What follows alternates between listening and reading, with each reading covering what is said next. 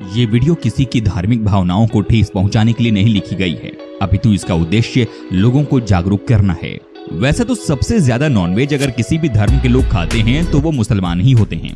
अगर कोई सबसे ज्यादा मीट मछली खाते हैं तो वो मुसलमान ही होते हैं। कई तो ऐसे भी हैं जिनके गले से खाना नहीं उतरता है जब तक कि वो नॉनवेज ना खा लें। आप भी कई ऐसे लोगों को जानते होंगे जो कि मुस्लिम धर्म को मानते हैं। वो नॉनवेज खूब शौक से खाते हैं, लेकिन क्या आपको पता है कि वही लोग जो कि दिन रात एक से बढ़कर एक नॉनवेज खाते हैं वो कभी भी सूअर का मांस नहीं खाते। जी हाँ, ये है यहाँ की सच्चाई। लेकिन आपने कभी नहीं सोचा होगा कि आखिर क्या वजह है कि ये लोग सूअर का मांस क्यों नहीं खाते हैं। आखिर क्या वजह है कि ये लोग बहुत नफरत करते हैं सूअर से। दोस्तों, आज हम आपको बताएंगे कि इस्लाम में सूअर का मांस क्यों नहीं खाया जाता है। जी हाँ, आज हम आपको बताएंगे कि आखिर क्या वजह है कि इस्लाम धर्म में कोई भी पॉर्क मीट के बारे में सोचता तक नहीं है। आप बने रहिए हमारे साथ वीडियो के अंत तक। दोस्तों, आपको बता दें कि मुस्लिम धर्म की सबसे बड़ी धार्मिक पुस्तक कुरान में 3 जगह साफ लिखा गया है कि मुसलमान सूअर का मांस नहीं खा सकता है। सबसे पहले तो ये बता दें कि इस्लाम में सूअर नाम लेना भी हराम ही बोला जाता है, लेकिन आज तक इस मुद्दे पर मिथ्या बातें की जाती रही हैं। जिस तरह से इस्लाम में सूअर को हराम बोला गया है, आज विज्ञान भी मानने लगा है कि सूअर का मांस इंसान के लिए सही नहीं होता है। क्या लिखा गया है इस्लाम में?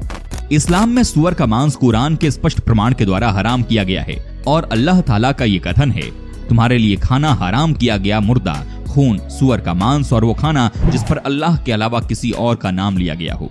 किसी भी परिस्थिति में मुसलमान के लिए इसको खाना वैध बताया नहीं गया है, सिवाय इसके कि उसकी ऐसी जरूरत आ जाए जिसमें उसका जीवन उसी खाने पर ही निर्भर करता हो।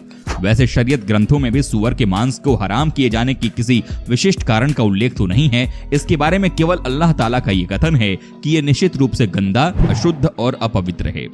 क्यों सूअर गंदा जानवर है और इसको खाना क्यों हराम है? इस्लाम में एक बात साफ साफ बोली गई है कि व्यक्ति को गंदगी से बहुत दूर रहना चाहिए। यहाँ साफ बताया गया है कि ऐसी चीजों से आप भी दूर रहें जो गंदी हों। इसीलिए मलमूत्र या दूसरी किसी तरह की गंदगी कपड़ों पर या बदन पर लग जाएगी तो इंसान नमाज नहीं पढ़ सकता और न ही कुरान शरीफ पढ़ सकता है जब तक वो उस गंदगी को साफ न कर दे।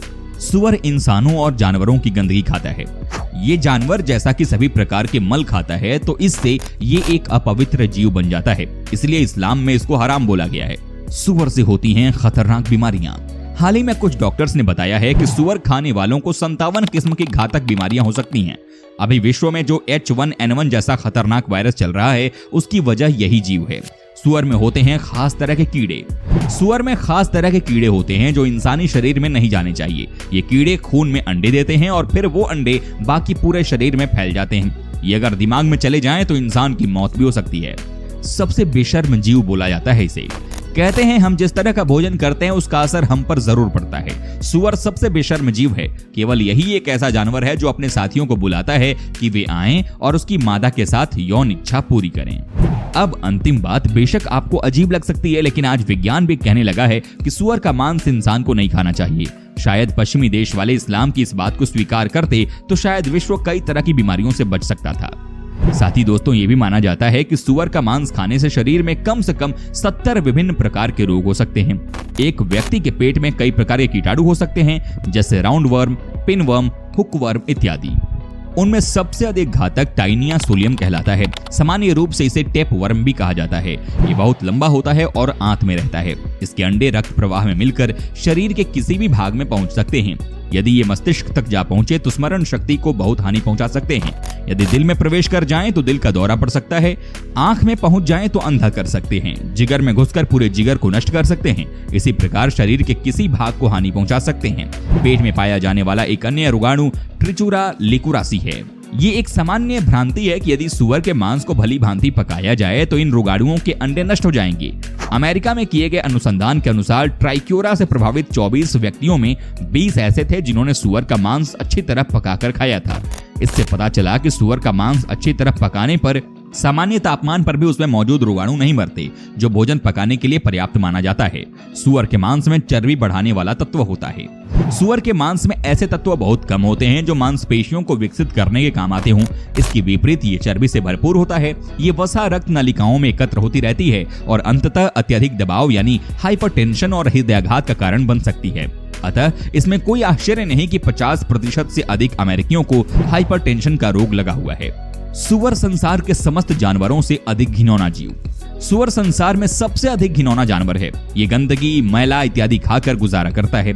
मेरी जानकारी के अनुसार ये बेहतरीन सफाई कर्मचारी हैं जिसे ईश्वर ने पैदा किया है। वो ग्रामीण क्षेत्र जहाँ शौचालय आदि नहीं होते और जहाँ लोग खुले स्थानों पर मलमूत्र त्याग करते हैं, वहाँ की अधिकांश गंदगी ये सुअर ही साफ करते हैं। कुछ लोग ये कह सकते हैं कि ऑस्ट्रेलिया जैसे उन्नत देशों में सुअर पालन स्वच्छ और स्वस्थ वातावरण में किया जाता है, परंतु इतनी सावधानी के बावजूद कि जहां सुअरों को बाड़ों में अन्य पशुओं से अलग रखा जाता है, कितना ही प्रयास कर लिया जाए कि उन्हें स्वच्छ रखा जा सके, किंतु ये सुअर अपनी प्राकृतिक प्रवृत्ति में ही इतना गंदा है कि उसे अपने साथ के जानवरों का मैला खाने में ही आनंद आता है। लेकिन मामला तब फंसता हुआ दिखता है जब ये बात पता चलती है कि कई ऐसे मुस्लिम राष्ट्र जहां की कई दिनों से सुअर के मांस पर आयात और निर्यात दोनों पर पाबंदी लगाने की बात कही जा रही है, लेकिन अब तक कुछ भी इस तरह की बातें सामने नहीं आई हैं। जी हां, कहा जा रहा है कि ये डबल स्टैंडर्ड है। जहां एक तरफ इस्लाम में सुअर के मीट को न खाने की बात कही गई है, तो वहीं दूसरी तरफ कई इस्लामिक देशों से इस मीट को एक्सपोर्ट किया जा रहा है। आइए इसके बारे में भी हम आपको प्रॉपर जानकारी देते हैं। हाल ही में अरब देश बहरीन में पोर्क की बिक्री और आयात पर प्रतिबंध की मांग को लेकर काफी बहस हुई, लेकिन वहां की सरकार ने पाबंदी लगाने के एक सांसद के प्रस्ताव को ठुकरा दिया। कुवैत और सऊदी अरब को छोड़कर कई मुस्लिम देश ऐसे हैं जहां पोर्क यानी सुअर के मांस की बिक्री पर कोई रोक नहीं है। इनमें दक्षिण एशियाई देशों के अलावा संयुक्त अरब अमीरात के देश भी शामिल हैं। बहरीन, इस अरब देश में हाल ही में पोर्क को लेकर काफी बहस चली। एक सांसद ने मांग की थी कि बहरीन में पोर्क की बिक्री और आयात पर पूर्ण प्रतिबंध लगाया जाए क्योंकि ये इस्लाम में हराम है, लेकिन सरकार ने सांसद के इस प्रस्ताव को ये कहकर ठुकरा दिया कि ऐसा करना गैर मुसलमानों के मौलिक अधिकार का हनन करने के बराबर होगा। पोर्क पर प्रतिबंध लगाने की मांग बहरीन के सांसद अब्दुल्लाह बिन हुवैल वर्ष 2015 से ही करते आ रहे हैं, लेकिन इसी बीच बहरीन की सबसे बड़ी धार्मिक इकाई शूरा काउंसिल ने उन तमाम प्रस्तावों को खारिज कर दिया जिनके तहत पोर्क की बिक्री को संज्ञेय अपराध की श्रेणी में रखा जा सकता था। बहरीन की सरकार का कहना है कि जो पोर्क देश में आयातित होता है उसके सभी मानकों की कड़ाई से जांच की जाती है। बहरीन में बाहर से आकर काम करने वालों की काफी बड़ी संख्या है और इनमें गैर मुसलमान भी बड़ी तादाद में हैं। दुबई, संयुक्त अरब अमीरात के सबसे लोकप्रिय शहर दुबई में भी शराब की तरह गैर मुसलमानों के लिए पोर्क खाने पर कोई पाबंदी नहीं लगाई गई है। सुपरमार्केटों, मॉलों में जहां पोर्क बिकता है उन्हें बोर्ड लगाना पड़ता है कि ये गैर मुसलमानों के लिए ही है, लेकिन खरीदने वाले ग्राहकों की पहचान पूछी भी नहीं जाती है। इंडोनेशिया के कई ऐसे प्रांत हैं जैसे बाली, उत्तरी सुमात्रा, पूर्वी नुसा टेंगार, मुलुकु, पापुआ और पश्चिमी पापुआ में मुसलमानों की आबादी उतनी नहीं है, इसलिए यहाँ पोर्क खुलेआम बेचा जाता है। मुसलमानों के लिए होटलों पर बोर्ड लगे होते हैं कि यहाँ हलाल मांस मिलता है और पोर्क नहीं बेचा जाता है। गैर मुसलमानों की आबादी में पोर्क की काफी खपत है और पूरे इंडोनेशिया में खाए जाने वाले मांस में पोर्क 25% है। मलेशिया एक मुस्लिम बहुल राष्ट्र है जहां मुसलमानों की आबादी 60% है, इसीलिए मलेशिया की सरकार ने पोर्क के लिए अलग इलाकों को चिन्हित किया जहां सुअर के फार्म बनाने की अनुमति दी गई है। इस तरह के फार्म ज्यादातर पूर्वी मलेशिया में हैं और इसके अलावा गैर मुसलमानों की आबादी वाले प्रांतों में हैं, जैसे पेनांग, पिराक, सेलेंगोर, मलाक्का और जोहोर। ब्रुनोई में पोर्क आयात किया जाता है। जानवरों को यहाँ नहीं काटा जाता है। ज्यादातर पोर्क का आयात मलेशिया से ही किया जाता है। यहाँ भी गैर मुसलमानों के पोर्क खाने पर कोई पाबंदी नहीं लगाई गई है। लेबनान, यहाँ भी गैर मुसलमान पोर्क खाते हैं और बेचते भी हैं और इस पर कोई पाबंदी नहीं है। टर्की में भी पोर्क सदियों से खाया जाता रहा है और यहाँ भी किसी के भी पोर्क खाने पर कोई पाबंदी नहीं है, चाहे वो किसी भी धर्म का मानने वाला क्यों ना हो। दोस्तों, ये तो थी सुअर की मांस की बात। अब हम आपको दिखाते हैं कि इस्लाम में किसे कहा जाता है फतवा। जी हाँ, ये शब्द भी आपने कई बार सुने होंगे, लेकिन ये है क्या, आज हम आपको बताते हैं।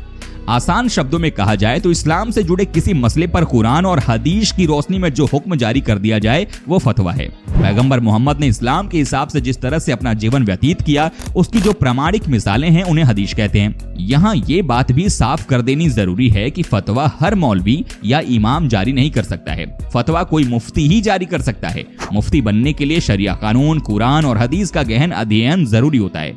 यानी दिल्ली के जमा मस्जिद के इमाम बुखारी जो रात दिन अखबारों, टीवी चैनलों और खबरों में छाए रहते हैं, उनके पास फतवा जारी करने का अधिकार नहीं है।